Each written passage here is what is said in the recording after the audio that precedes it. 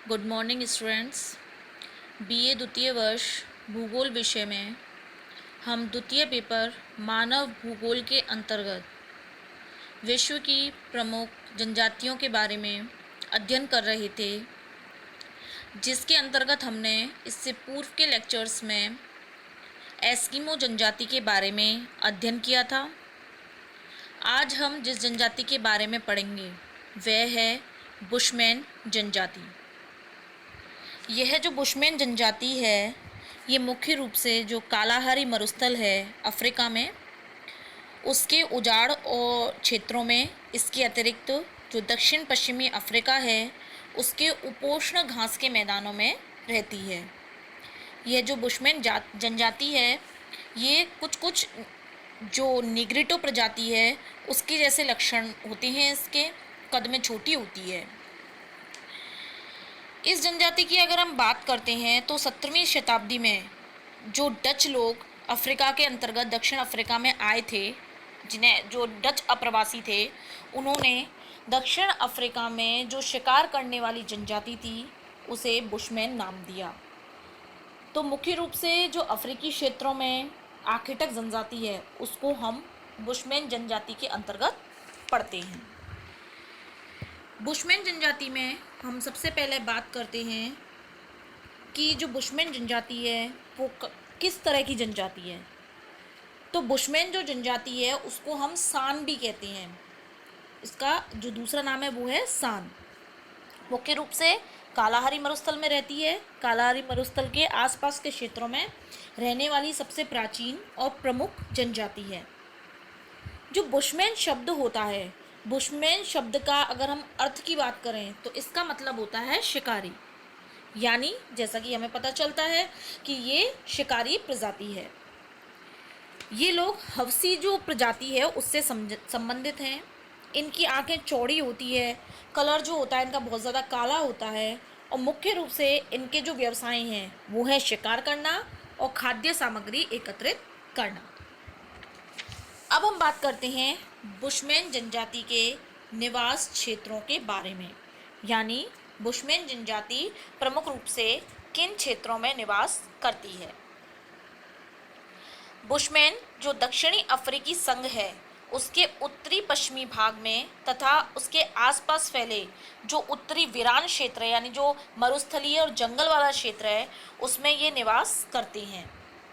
मुख्य रूप से बसूतोलैंड, नेटाल और दक्षिण रोडेशिया के सुदूर उत्तर और पूर्वी भाग की ओर तथा बोत्सवाना में इनका जो है वो मुख्य निवास स्थान पाया जाता है।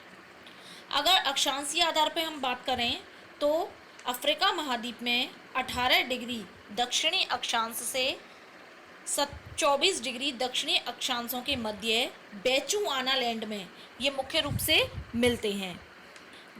इसके अलावा कालाहारी मरुस्थल और जो दक्षिण पश्चिमी अफ्रीका के उपोष्ण घास के मैदान हैं उनमें भी इनका निवास देखने को मिलता है। जैसा कि आपको चित्र में दिखाई दे रहा है, बोत्सवाना दक्षिण अफ्रीका के मध्य में एक चेक के द्वारा चेक की सी आकृति बना करके जनजातीय क्षेत्र दिखाया गया है। ये मुख्य रूप से कौन सी जनजाति का है? बुशमैन जनजाति का।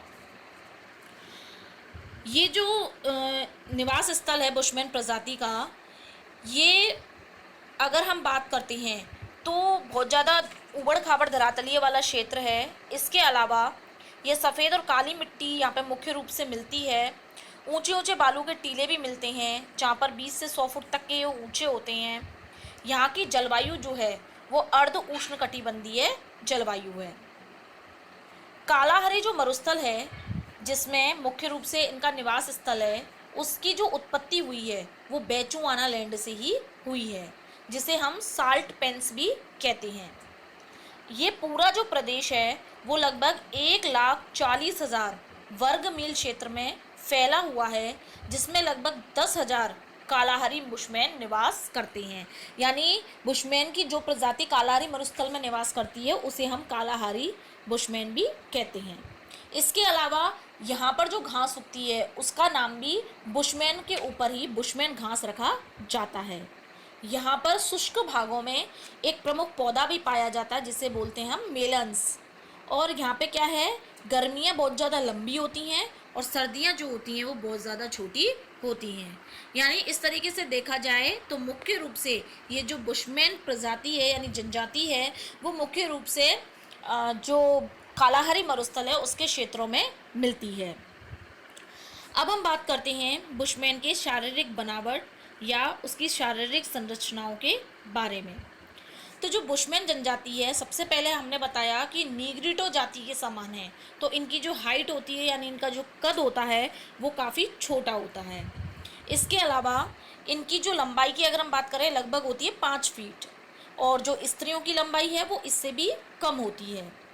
इनके जबड़े बाहर की ओर निकले हुए नहीं होते हैं और ना इनके होंठ जो होते हैं वो निग्रिटो की तरह मोटे होते हैं। इनकी आंखें छोटी होती हैं, गोल होती हैं, परंतु चौड़ी नहीं होती हैं। कुछ कुछ लक्षण जो है वो नीग्रिटो जैसे होते हैं, यानी इनके जो जबड़े होते हैं, होंठ होते हैं, वो थोड़े से निकले हुए होते हैं, लेकिन इतने निकले हुए नहीं होते हैं जितने कि नीग्रिटो प्रजाति के होते हैं। इसके अलावा जो बुशमैन स्त्रियां होती हैं वो भी काफ़ी कैसी होती हैं, हाइट में उनकी छोटी होती है।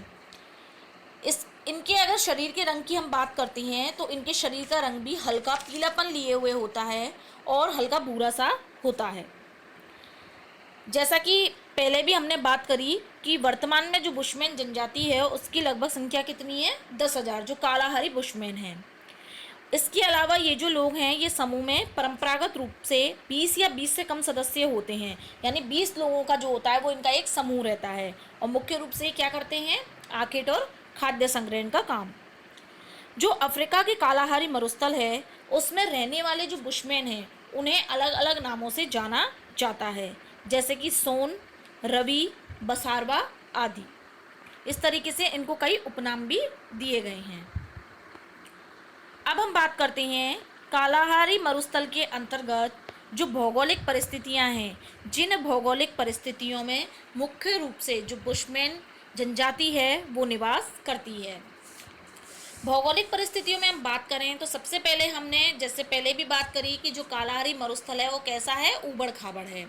यहाँ पर जो जलवायु है वो अर्ध उष्णकटिबंधीय है। वर्षा जो होती है वो 25 मीटर से भी कम होती है। हमेशा पूरी वर्ष यहाँ पर तापमान जो रहता है वो उच्च रहता है। रातें ठंडी होती हैं, दिन में यहाँ पर धूल भरी आंधियाँ चलती हैं। जो गर्मी की ऋतु होती है उसमें जो सर्दियाँ होती हैं वो लंबी होती हैं, सर्दियाँ छोटी होती हैं और गर्मियाँ लंबी होती हैं। तो इस तरीके से जो यहाँ की भौगोलिक परिस्थिति है वो कैसी है, विषम परिस्थितियाँ हैं। इसके अलावा यहाँ पर जो बुशमैन जनजाति है जहाँ पर निवास करती है दक्षिण अफ्रीका में, वहाँ जो मरुस्थलीय भाग है, जो विशाल पठारी क्षेत्र है, उसकी ऊंचाई की अगर हम बात करते हैं तो लगभग ये 3,000 फीट से 6,000 फीट तक की ऊंचाई तक स्थित है। यहाँ पर अगर हम जनवरी के तापमान की बात करें तो जनवरी में 30 डिग्री सेल्सियस से 32 डिग्री सेल्सियस तक तापमान रहता है और सर्दियों में तापमान लगभग 15 डिग्री सेल्सियस तक पहुँच जाता है। तो जो गर्मियाँ होती हैं मरुस्थलीय प्रभाव होने के कारण यहाँ पे दैनिक तापांतर अधिक होता है। दैनिक तापांतर का मतलब होता है दिन के और रात के तापमान में अंतर। यानी यहाँ पे गर्मियों में कभी कभी तापमान तो 45 डिग्री सेल्सियस तक पहुँच जाता है और उसी समय मरुस्थलीय क्षेत्रों में रात्रि में जो तापमान है वो 6 डिग्री सेल्सियस तक पहुँच जाता है। जो बुशमैन जनजाति है ये मुख्य रूप से वहाँ की वातावरणीय दशाओं के कारण अधिकतर मलेरिया और पेशिश जैसी जो बीमारी होती हैं उनसे भी पीड़ित रहती हैं। यहाँ पर साधारण वर्षा होती है, लेकिन उसके बाद भी जो है मुख्य रूप से वनस्पति का विकास हो जाता है, जिससे कि यहाँ पे पशुओं के लिए उत्तम चारागाह की सुविधा उपलब्ध हो जाती है। तो जो भौगोलिक परिस्थितियाँ यहाँ की वो इस तरह की हैं, जिसमें बुशमैन जो जनजाति है उसने अपना अनुकूलन बिठा रखा है, जिससे शिकार के माध्यम से, विभिन्न प्रकार के खाद्य संग्रहण के माध्यम से वे अपना जीवन यापन करते हैं। अब हम बात करते हैं वनस्पति और जीव जंतुओं के बारे में, यानी कि कौन कौन सी वनस्पति, किस प्रकार की वनस्पति इन क्षेत्रों में प्रमुख रूप से मिलती है और किस तरह के जो जीव जंतु होते हैं वो इन क्षेत्रों में प्रमुख रूप से पाए जाते हैं। तो वनस्पति की अगर हम बात करते हैं तो सबसे पहले यहाँ पर जो घास के मैदान होते हैं उनमें कटीली कांटेदार जो झाड़ियाँ होती हैं वो पाई जाती हैं। दूसरी चीज़ यहाँ पर पेयजल का यानी पीने के लिए जो प्रमुख आधार है वो होता है त्यामा, जो यहाँ पे बहुत ज़्यादा पाया जाता है।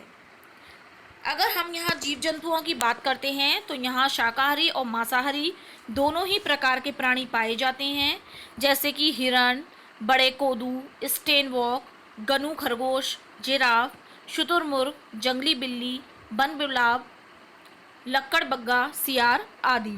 यानी यहाँ प्रमुख रूप से ये जो जानवर होते हैं, जीव जंतु होते हैं, ये मिलते हैं। इसके अलावा रेंगने वाले कीड़े, दीमक वगैरह भी यहाँ पर मुख्य रूप से देखने को मिलती हैं। तो इस तरीके से जो बुशमैन जनजाति है वो जिन परिस्थितियों में रहती है वहाँ अगर हम देखें तो मुख्य रूप से वहाँ मरुस्थलीय है, और दूसरी जो वहाँ की वातावरण में पाया जाता है वो पाई जाती हैं विषम परिस्थितियाँ, यानी गर्मी वाली चीज़ें ज़्यादा देखने को मिलती हैं, और जो वहाँ पे भूमि है वो भी कृषि भूमि की तरीके से विकसित नहीं हो पा रही है। कटीली झाड़ियाँ और इस तरह का जो वहाँ पे विकास है वो देखने को मिलता है। तो इस लेक्चर में हमने जो बुशमैन जनजाति है उसके निवास क्षेत्र, उसकी शारीरिक संरचना, जिन क्षेत्र में वह रहती है, भौगोलिक परिस्थितियों के बारे में अध्ययन किया। बुशमैन जनजाति के बारे में जो अन्य बिंदु हैं उन पर चर्चा हम अपने अगले लेक्चर में करेंगे।